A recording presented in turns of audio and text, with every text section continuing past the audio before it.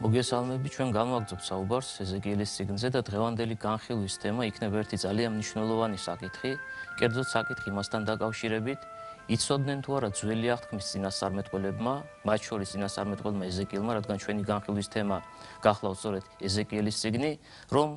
ღმერთი, ესე იგი მათ წინაშე წარმოჩენილი ღმერთი, მათ წინაშე განცხადებული ღმერთი არის სამპიროვანი, სამჰიპოსტასოვანი. საქმე ისაა, რომ ჩვენ როდესაც საწინასწარმეტყველო წიგნებს განვიხილავდით, ეს იქნებოდა წინასწარმეტყველი იონა, იქნებოდა წინასწარმეტყველი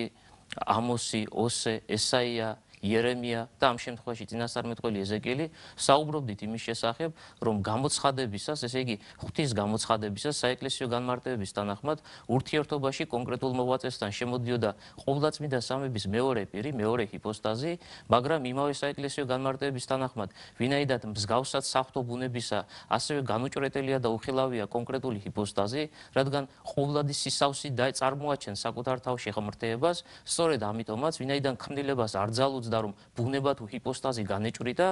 ყოვლადწმიდა სამების მეორე ჰიპოსტაზი იღებდა შესაბამის გარეგნობა, შესაბამის გამოსახულება, შეიძლება ასე ითქვას, და ასე წარმოუჩნდებოდა შესაბამის მოღვაწეს. აი, როდესაც ეზეკიელის წიგნის დასაწყისი ნაწილის განხილვა დავიწყეთ ჩვენ, აღვნიშნეთ, რომ როგორც თავად გვაუწყებს წინასწარმეტყველი ეზეკიელი, მან იხილა უზენაესი ღმერთი, როგორც ხატი კაცისა. ესე იგი, ყოვლადწმიდა სამების მეორე ჰიპოსტაზი წინასწარმეტყველ ეზეკიელს წარმოუჩნდა, გამოუჩნდა ადამიანის გამოსახულებით. ასევე შევნიშნავდით, რომ ეს გამოცხადება და მსგავსი გამოცხადებანი, ეს გახლავთ ძალიან მნიშვნელოვანი და გამორჩეული წინასწარმეტყველებები, ძველაღთმისეული წინასწარმეტყველებები, გამომდინარე იქიდან, რომ ყოვლადწმიდა სამების მეორე ჰიპოსტაზი, რომელიც იმ ჟამისთვის, როდესაც ესა თუ ის მოღვაწე, ძველაღთმაში მოღვაწე, მას ადამიანური გარეგნობით ხედავს, შესაბამისად ეს არის განკაცებადი ღმერთი, განსაკაცებელი ღმერთი, ასეთი ორი ტერმინი შეიძლება გამოვიყენოთ. ესე იგი, მას ჯერჯერობით სამების მეორე პირს ადამიანური ბუნება არ მიუღია, როგორც სრული ღმერთი და სრული კაცი კაცობრიობას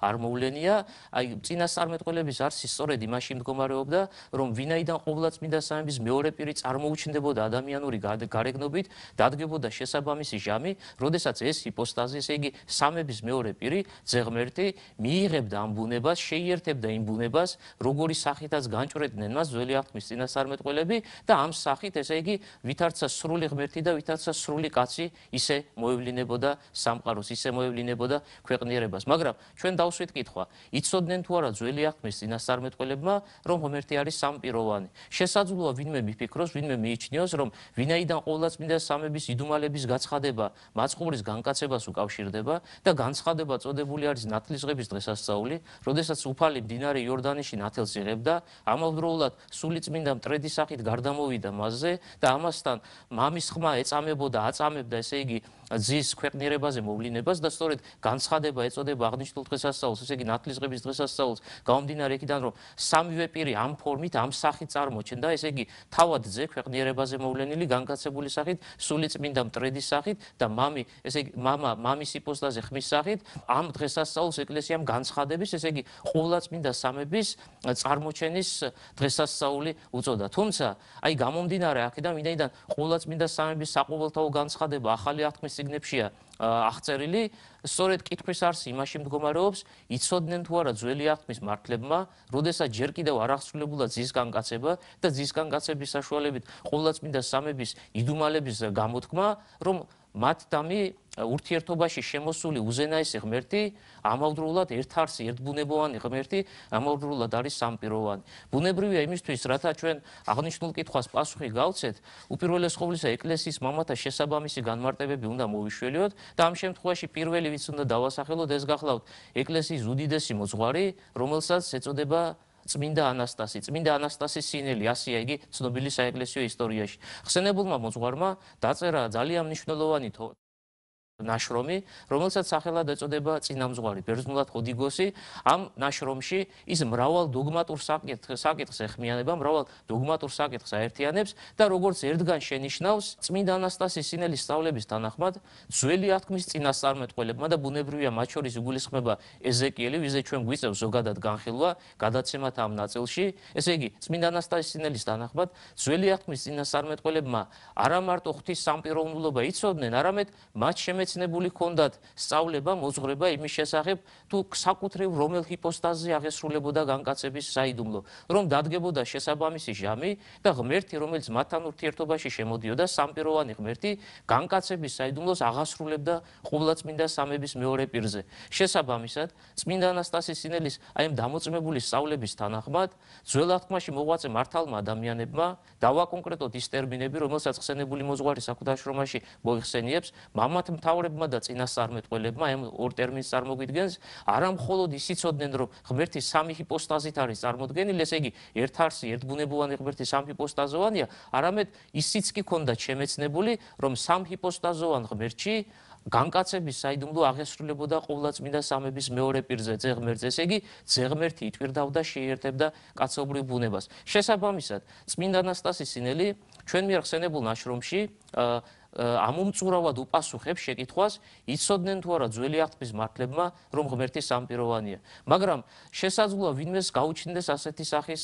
შეკითხვა ან მოსაზრება. წმინდა ანასტასის სინელი გახლავთ ერთი მოძღვარი, მაშინ როდესაც ეკლესიის ისტორიაში ყოფილა შემთხვევები, როდესაც ეკლესიისაგან ასევე წმინდა და აღიარებულ ადამიანს გამოუთქვამს მოსაზრება, ერთი კონკრეტული რაიმე მოსაზრება და ეს მოსაზრება ეკლესიას როგორც საეკლესიო მოძღვრება ასე არ გაუზიარება. ესე იგი, საკუთარი მოძღვრების წიაღში არ შემოუტანია, ვინაიდან ეს მოსაზრება წმინდანად შერაცხილი ადამიანის რომელიღაცა კონკრეტული მოსაზრება არ ყოფილა ჭეშმარიტი.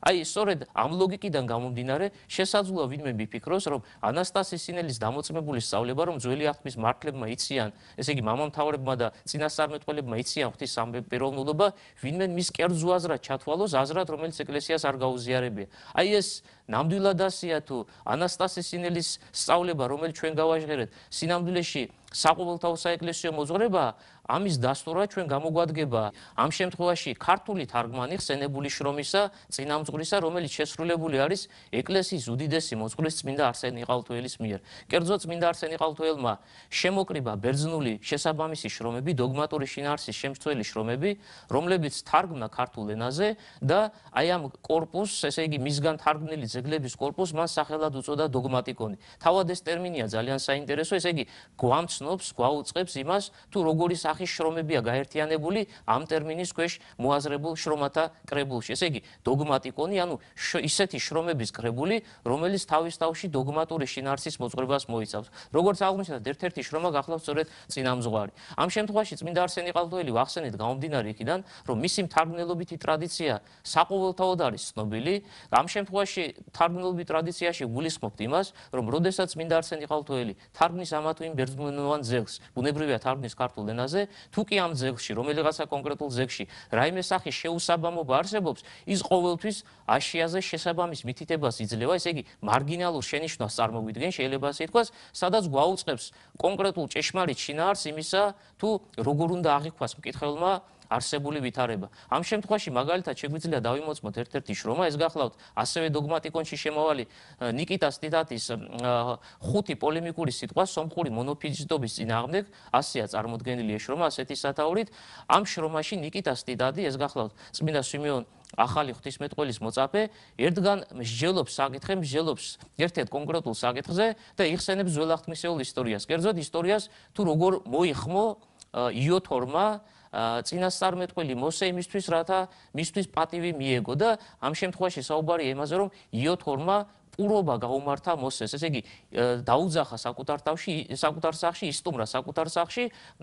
მიზნად იმისა, რომ პატივი მიეგო წინასწარმეტყველი მოსესთვის. საქმე ისაა, რომ აი ეს ბიბლიური უწყება ნიკიტას ტიტატისაგან შეცვლილი სახით არის წარმოდგენილი, კერძოდ ნიკიტას ტიტატის შრომაში ვკითხულობთ, რომ არა თუ იოთორმა მოიხმო მოსე, რომელიც შემდგომში მისი სიმამრი ხდება, ესე იგი იოთორი მოგვიანებით ხდება მოსე წინასწარმეტყველის სიმამრი, იოთორის ქალიშვილზე დაქორწინდება მოსე წინასწარმეტყველი, არამედ ნიკიტას ტიტატის დამოწმებული სწავლების თანახმად, ესე იგი მის შრომაში დამოწმებული სწავლების თანახმად, პირიქით მოსე წინასწარმეტყველმა დაუძახა თავისთან იოთორს. აი, როდესაც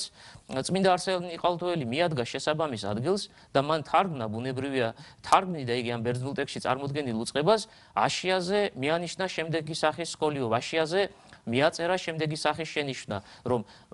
აღნიშნული უწყება სინამდვილეში არასწორია და პირიქ უნდა ესმოდეს მკითხველს, სინამდვილეში არათუ მოსემ დაუძახა იოთორს, არამედ იოთორმა მოიხმო მოსე, თუმცა მან ეს არ შეცვალა, იგივე ვითარება დატოვა თარგმანში ძირითად ტექსტში, რაც ბერძნულში იყო წარმოდგენილი, თუმცა როგორც ვთქვით, აშიაზე მიანიშნა, რომ სინამდვილეში გაგება აღქმა ქართველი მკითხველისთვის სწორედ ისე უნდა იყოს წარმოდგენილი, როგორც ეს ბიბლიის შესაბამის ნაწილში არის გადმოცემული. აი სწორედ ეს მარგინალური შენიშვნა ამ შემთხვევაში ჩვენ გვაძლევს რწმუნებითი სახით იმის თქმის შესაძლებლობას, რომ არსენი ყალთუელი, როდესაც იგი თარგმნიდა ანასტასე სინელის წინამძღვარს, თუ კი ამ ადგილის გაუზიარებლობისას, ესე იგი, სადაც საუბარი არის იმის შესახებ, რომ ძველი აღთქმის წინასწარმეტყველებმა და მამამთავრებმა იციან, რომ ღმერთი სამპიროვანია, თუ კი არსენი ყალთუელი არ იზიარებდა ამ მოსაზრებას და არ მიიჩნევდა მას საეკლესიო სწავლებად, ჩვენი მკითხველი დაგვეთანხმება, რომ იმავე ლოგიკის მიხედვით იგი უეჭველად გარდაუვალი ვალდებულებით აშიაზე კვლავ სკოლიოს მიუთითებდა, კვლავ სკოლიოს აღწერდა და შესაბამის მითითებას წარმოუდგენდა მკითხველს, რომ ეს მოსაზრება არასწორია, ეს მოსაზრება თავის თავში ცდომილებას მოიცავს და სინამდვილეში ვითარება განსხვავებულია. თუმცა არანაირი მითითება არსენი ყალთუელისაგან წარმოდგენილი ამ შრომაში არ გახლავთ, არსენი ყალთუელმა სრული მდუმარები ჩაუარა ამ ადგილს, თარგმნა და მდუმარები ჩაუარა, ესე იგი შესაბამისი სკოლიო თუ შენიშვნა მას არ დაურთავს და ამით დაამოწმა ერთი რამე, რომ იგი ეთანხმება წმინდა ანასტასე სინელის მოძღვრებას, ძველი აღთქმის წინასწარმეტყველთაგან და მამამთავართაგან ყველა წმინდა სამების სამ ჰიპოსტაზოვნების შემეცნების შესახებ და ამის დასტურად კიდევ ერთ მაგალითს მოვიყვანთ, როდესაც წმინდა არსენი ყალთუელმა განასრულა შრომის თარგმანი, წმინდა ანასტასე სინელის შრომის წინამძღვრის თარგმანი დაურთო შესაბამისი ანდერძი. ანდერძი, რომელიც იგი პერიფრაზე ასეთი სახის მოძღვრებას გადმოგცემს, წინამძღვარი, ანუ ანასტასე სინელის შრომა, რომელიც თავის თავში მოიცავს სწავლებას ძველი აღთქმის მამამთავართა და წინასწარმეტყველთაგან ღვთის სამპიროვნულობის განჭვრედის თაობაზე, ეს გახლავთ მართლმადიდებელი ეკლესიის წინამძღვარი, ესე იგი წინამძღოლი, გზის მაჩვენებელი, დოგმატური მოძღვრების